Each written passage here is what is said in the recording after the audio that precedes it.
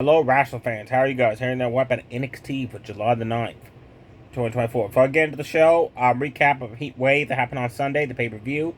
Fima defeated Wesley to retain his North American Championship in a great match between power and speed. And per the stipulation, Wesley cannot go after the championship he loves the most no more, as long as Fima's champion. Jordan successfully kept her NXT North American Women's Championship against Saruka in a great match. I was hoping Saruka would win, but Jordan won it. Nathan Fraser Axiom barely retained their tag team titles against Duke Hudson and Adrian Chase of Chase University because Nathan Fraser showed up at the pay-per-view an hour and a half late. So him and Axiom did not have enough time to prepare for a game plan. And Axiom said, look, we almost lost our championship after the match because you showed up late. And Nathan Fraser said, hey, but we retained, didn't we? That's what matters. They're still going to split that tag team up, I'm saying. Roxanne Perez retained her NXT Women's Championship over Lola Vice. I was worried hoping Lola Vice will have won, but we got Roxanne Perez, still champion. Whoop-de-doo. And Trick Williams, Sean Spears, Ethan Page, and Javon Evans had a fatal four extravaganza. And Trick Williams had his running knee on Ethan Page and Javon Evans. And Ethan Page fell on top of Javon Evans. Sean Spears pulled Trick Williams out of the ring, started attacking him outside. Referee saw Ethan Page laying on top of Javon Evans. And your new NXT World Champion, Ethan Page. Everybody online hates this guy as World Champion already. TNA did shit all nothing with him. AEW did all nothing with him. They released him because apparently what I've read online, if it's true at all, is backstage he doesn't get along very good with talent. And the only reason why the fans cheer for this guy is because it was his hometown. That's why he won the championship. How Ty Dillinger is from Toronto. They could give it to him. He's Sean Spears. He goes by that name now. And Carmen and Grace on the pre-show defeated 2/3 Toxic Attraction, JC Jade and Jasmine. After the match, Carmen and Grace argued who did the most work in the tag match, which led to the opening match of NXT last night. Grace versus Carmen. Every time Grace would like knock her down, pull her hair down, slam her to the mat, elbow drop across the back, she would trash talk Carmen. Carmen fought back, kick strikes to the midsection, came off the middle rope with a kick strike to the guts, knocked her down, running kick to the face, then did a spin kick across the back for the 1-2-3. After the match, Jasmine and Jason Jade showed up, and Grace had left. Carmen was in the ring. He's like, I'll take you on 2-on-1. Then from behind, the third member of Toxic Attraction 2.0, Daisy Duke attacked her. Wicked, nasty forearm shots, ground pound attack, beat the shit right out of Carmen. The next matchup, Tony the Dawn. A Heat Wave was challenged by Alexis King for the Heritage Cup trophy. So, Tony Dawn came out with Top Stacks, Luca, and Rosuro, the Mafia members. And Alexis King had nobody. Round 1, they went at back and forth. Alexis King had a running drop kick in the corner. Super kick. Tony Dawn hit his signature body shots into a suplex. Fisherman style suplex. Round 1 ended. Round 2 started, and suddenly Eddie Thorpe showed up amongst the crowd playing DJ music. Eddie Thorpe reminds me of Tatanka, right? And now they got him doing DJ and stuff. Like, he's lame to begin with. Tatanka was a lot better. So this DJ music thing is not going to work out for him, no matter what they give him. Anyways, he distracted Alexis King. Alexis King told him, hey, leave. Get out here. Never heard the bell ring. He turned around. Tony Dawn pinned him to get the first fall. Round 3. Alexis King attacked him before the bell rang. Risk getting disqualified by running truck in the corner. Stomps in the corner. Body shots in the corner. Tony Dawn fought back. Clotheslines. Scoop slam. Went to apply a Boston Crab submission. Alexis King struggled to get out of it. Finally, Tony the Dawn got snapped in, and the timer ran out for the third round. So Tony had to let go. Round 4, Alexis King ran right at Tony. They started exchanging forearms and punches. Lexis King hit the swinger neck breaker to secure a pinfall. Round 5. Bell rang. Lexis King got cocky because he got the second fall, right? Ran, and Tony the Don scooped him up and spine busted the holy hell out of him. That guy does an awesome spine buster finisher. For the 1, 2, 3 to keep the Heritage Cup trophy, Tony the Don's your winner. Next up, we had supposed to have the match we were supposed to have last week between Gallus and Tyson and Tariq, but Gallus attacked him backstage. During Gallus' entrance, Tyson and Tariq returned the favor, ambushed Gallus, beat the shit out of him outside the ring, delivered a double team clothesline, big boot on Mike Coffey, picked up Wolfgang, double team slammed him down, double team clothesline Joe Coffey. Finally, the bell rang. They started going at it in the ring. Wolfgang hit a knee to the face repeatedly on Tyson. Irish whipped him in the corner, hit a running cross body in the corner. That was pretty cool. They worked on Tyson for a bit. Tyson tagged out. Tariq got in. They worked on him for quite a bit. He got away, tagged in Tyson. Tyson got in. Belly-to-belly suplex. Jump up clothesline. Drop kick. Shoulder tackle. Sidewalk slam. Jump up splash. Just cleaning house. Then, Tyson and Tariq went for a double team move. Tariq went to do a move off the ropes. And Joe Coffey pulled Tyson out of the ring. So Tariq ran into a double team big boot F5 by Gallus for the 1, 2, 3. Awesome brawl. I cannot wait to see this rivalry continue if it happens. Next up, we had Thea Hill with Chase University at ringside took on Izzy Dame. Before this match, Ridge Holland walked up to her and said, look, he said, I apologize for not being there at Heat Wave. If I was there, we could have cheated to win the tag team titles. And Adrian Chase said, that's why I asked the general manager of the Rock's daughter to not have you at the show, because we want to win this tag team titles fairly.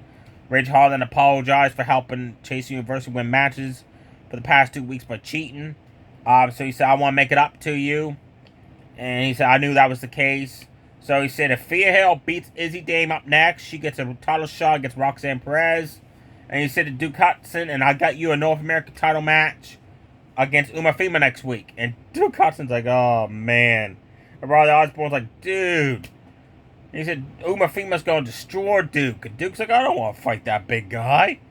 So the match started. Thea Hill hit a sunset flip off the ropes, quickly almost won it. Izzy Dame kicked out, big boot to the face. They started going at it. Izzy Dame hit a backbreaker out of the corner, applied a submission. Thea Hill went to get a hold of the ropes, so Izzy Dame let go and pulled her away from the ropes. Reapplied the submission. Suddenly, Tatum Paxi came for the crowd, distracted Izzy Dame, which allowed her to let go of the submission. Thea Hill jumped off the top rope, crossbody, running clothesline, and applied the armbar submission for the quick tap out. Your winner, a new number 1 contender, Thea Hill. After the match, Tatum Paxi was backstage. She had a Barbie doll that looked like Izzy Dame. She tossed to the ground, said, I'm done with her, apparently. And then Wendy Choo picked it up. I hope they're not going to have Wendy Choo, Tatum Paxi form a tag team. If that's the case, Tatum Paxi's career is downhill, down the toilets. Or even if they feud, Tatum Paxi deserves a lot better than to have feud or team with Wendy Choo. Let me know below if you agree with that or you actually like them actually teaming up. Next up, the OC, Gallows and Anderson with Mia Yim at ringside took on OTM with Jada Parker at ringside. Before the match, I had a laugh. One of them has like a broken nose. He wears a face guard. He said, 2 weeks ago, you broke my nose. Tonight, I'm going to break your damn. Like, what's he going to break? What body parts he going to break? At least clarify, right? The bell rang. All 4 guys started going at it. Gallows and Price each deliver a suplex on each other. Carl Anderson had a running uppercut on Lucian out of the corner. Gallows had a running uppercut on the unmembered Price. They deliver a double team sidewalk slam neck breaker on Price, Lucian, and Price deliver a double team. I think they were going for a double team spine buster on Carl Anderson, but for some weird reason, one of the members just let go. So the other guy delivered a spine buster, looked weak as hell, and they got the win off that. And Jada Park and Mia Yim beat each other up around ringside. Officials separate them. It was a quick match. Nothing very exciting happened there. And I still don't understand why that guy just let go of the double team spine buster. The other guy just delivered it. Made no sense. Saruka took on Daisy Duke. Saruka went to do like a cartwheel, headstand, move off the ropes. Daisy Duke just drilled her in the midsection of an awesome kick. Then running Shining Wizard to the side of the face. Running faceplant buster, running clothesline. Running arm drag takedown on Saruka. Saruka fought back. Series of clotheslines, shoulder tackles. Came off the ropes with a cross body. Came off the ropes, knocked out again. Went to do a third move off the ropes. Daisy Duke tripped her off the ropes. Saruka hit Snow Snatcher. Suddenly, Jasmine Jason Jade attack. 301 beat down on Saruka. Jasmine laid her out with that awesome flip over back kick she does. And Toxic Attraction 2.0 stood tall. When Saruka's laid out, where was Grace and Carmen to help her, right?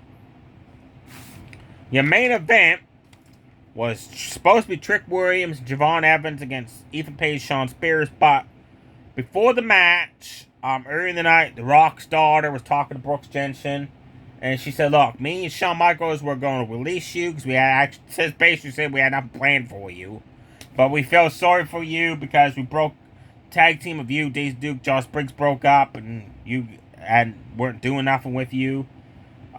She said, "So this is your second chance, make an impact." So Brooks Jensen said, "Okay, I'll make an impact." He attacked Javon Evans backstage, beat the shit out of him, slammed him into stuff, picked him up and tossed him into a wall. And then medical team officials ran, check on Javon Evans. The Rock's daughter walked up, mouthing off to Brooks Jensen, like, "What the hell do you call that?" She said, "Superstars even told me to give you a second chance." Josh Briggs walks up. He said, "I'm one of the ones that spoke to The Rock's daughter and Shawn Michaels to get you a second chance. What the hell do you just do?" And Brooks Jensen said, "You said to make an impact. That's what I did." And he walked away. That was cool of him. And he said, "If Javon Evans wants to fight me next week, I'm game." So Trick Williams went out and had no partner. Suddenly, Joe Hendry's music hit. The mega star on TNA right now. He appeared a few weeks ago in NXT Battle War. Was the second one eliminated. Everybody complained about that online, me as well. Because Joe Hendry is a big deal in TNA right now. And for him to come to NXT with the working relationship with WWE TNA and to lose in the Battle War as the second man out. What the heck, right? So Joe Hendry came out to become Trick's tag team partner. Great main event, action-packed. Joe Hendry had a gutbuster, fall-away slam on Ethan Page. Trick hit a jump-up neck break on Shawn Spears. Delivered Harlem kicks to both guys. Started getting all fired up. Then Ethan Page, Shawn Spears double-teamed him with rock bottom. Took out Trick, put him in the corner, worked on him for quite a bit.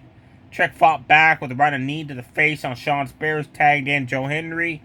Joe Hendry came in, chokeslammed Ethan Page for the 1-2-3. So Trick and Joe Hendry win the match. Back and forth they went, and I was happy with the appearance of Joe Hendry this week. He was news correctly, thankfully. Next week on NXT, we got, I'm not 100% sure if Roxanne Perez defend her NXT Women's Championship against Thea Hill and all. They might save that for later on. Uma Fima's going to defend his North American Championship against Duke Hudson. There was a segment later on the night after Duke found out he was facing Uma Fima. Uma Fima delivered a promo and said he's going to destroy Duke Hudson. It's going to be the easiest title defense ever. Duke Hudson walked up to him and said, "Look, I ain't no pushover." He said, "Next week, you're going to get an ass whooping." He actually stood face to face with Uma Fima to not back down. So it looks like Duke Hudson now is ready to fight Uma Fima next week for the North American Championship. Also next week, we got Brooks Jensen versus Javon Evans, if Javon Evans is cleared to compete. Gallus is going to be facing the return of a tag team that was broken up the WWE years ago. When Vince McMahon took over NXT, he laid off Trey Miguel, and I forget the other guy's name, I apologize. Them and Wes Lee were a group called the Rascals / MSK. And Vince McMahon laid off 2 of the thirds of the team, kept Wes Lee. So Trey Miguel and the other guy went to TNA. And now they're back at NXT because of the work relationship with TNA. Wes Lee's like, oh, cool, you guys are back. We're going to reform the Rascals, make it a full unit again.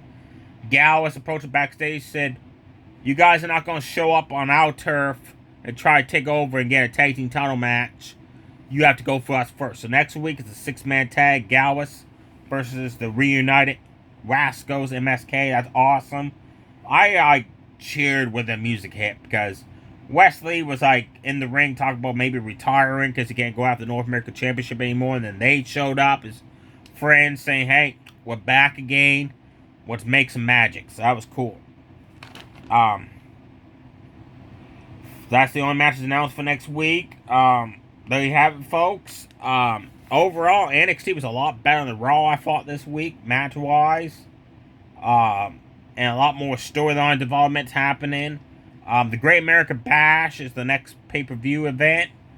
So maybe I was thinking we might see Roxanne and Perez via Hill and Me fight for the championship at the pay-per-view. It's Harley Roxanne Perez defends her NXT Women's Championship at a live show on TV. She always defends like 9 times out of 10 on a pay-per-view, if you know what I mean. Let me know below in the comments. What are your thoughts of MSK reuniting on NXT? What are your thoughts of Joe Hendry for TNA being Trick's replacement partner? And are you guys happy with Brooke Jensen getting a second chance? Or do you think they should have released him? And also, before I forget, Cap from No Quarter Catch Crew. His contract expired. WWE decided not to renew it, so I guess I had to wrote him off. He was out in the parking lot talking with Charlie Dempsey, Tavon Heights, and Bones, and they said, look, you've been losing lately. You're out of the group. And then they attacked him, shut him in the car, and they drove off. So that's how they wrote him out of NXT there. Cap, apparently, AEW wants to sign him, but he says he's going to look into AEW, Ring of Honor, TNA first before he makes a decision he announced online. And I did not know this, but his brother is Gable Stevenson, the guy that's Olympic gold medalist that WWE hired and never had a singles match ever in WWE before he released him last year. So that was interesting. I did not know that. Maybe wherever Gable Stevenson ends up, Cap should go there. They become like an Olympic tag team. Know what I mean? There you have it, folks. I'm going to go get a Blizzard because it's hot as heck out there. I got to go get me some chocolate brownie extreme Blizzard. It's amazing. Stay safe, everybody. Too sweet. Bye.